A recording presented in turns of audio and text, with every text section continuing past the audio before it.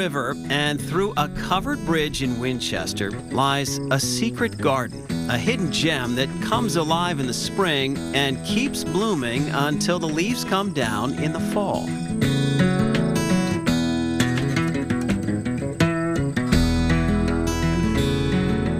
This is just an acre, but we grow over 600 varieties.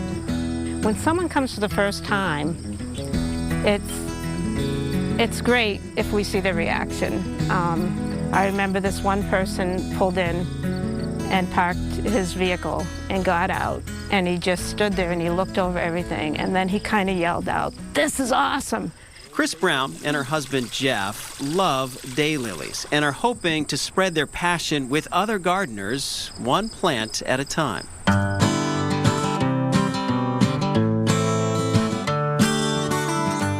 It's a hobby gone crazy, gone wild, yeah.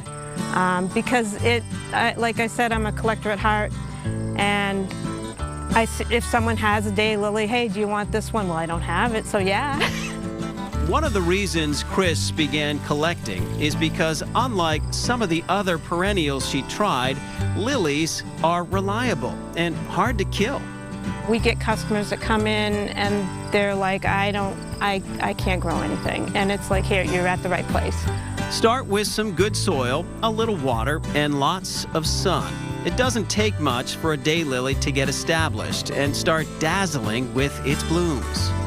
Chris has photographs of each and every bloom, and she puts them in a binder so that shoppers can see what they might be like even if the lily isn't blooming when they visit. The lily flower only lasts one day, but each morning it's exciting because what will open? Everything's fresh and new and beautiful, and that's when I love to go out and get pictures, is in the morning when they're first opening. They're really fresh. The choices are overwhelming. The colors run the rainbow. But according to Jeff Brown, there's always room for a few more daylilies. This is some of our registered daylilies that we have created. They're unique to us. We're the only ones in the world that have them right now until we release them for sale. This one happens to be Granite State. I named it for New Hampshire. And it's a beautiful little flower. Registering flowers is quite the process, but one that Jeff says he really enjoys.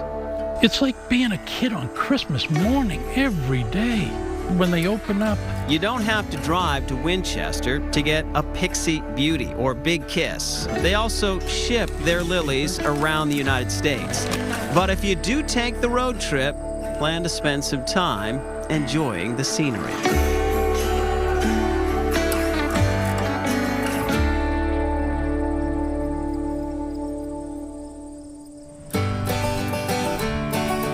Hot from all that summer sun, we head into the shade at New Hampshire Hostas in Southampton, where they grow hundreds of varieties of hostas.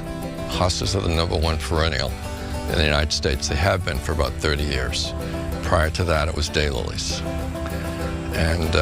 And then, of course, the internet came along, and so we put the two together, and New Hampshire Hostas was born.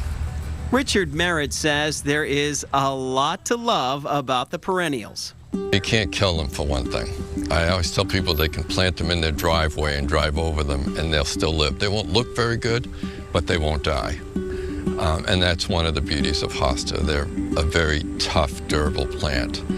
Richard started business as a garden center, but when big box stores moved in, he narrowed his product and started shipping his hostas around the country.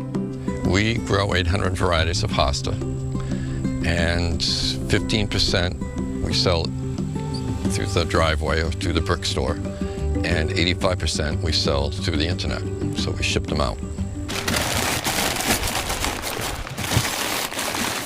Size-wise, we're not very big as a nursery goes. The lot here is only 3.5 acres or a little bit more, but you can pack a lot of hostas into that area. We have, usually on hand, we have about 30,000 plants in various stages of growth.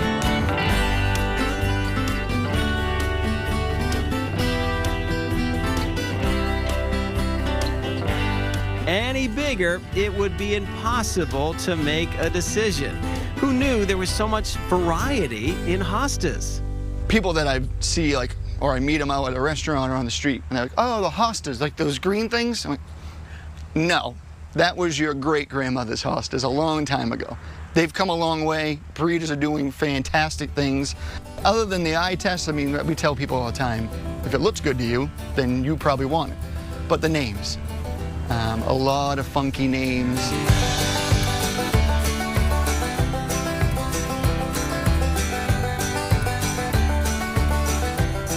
Collectors, like New Hampshire Hostas employee Sherry Brown, are a big part of business. She has over 1,500 varieties in her yard. There are over 8,000 varieties of hosta.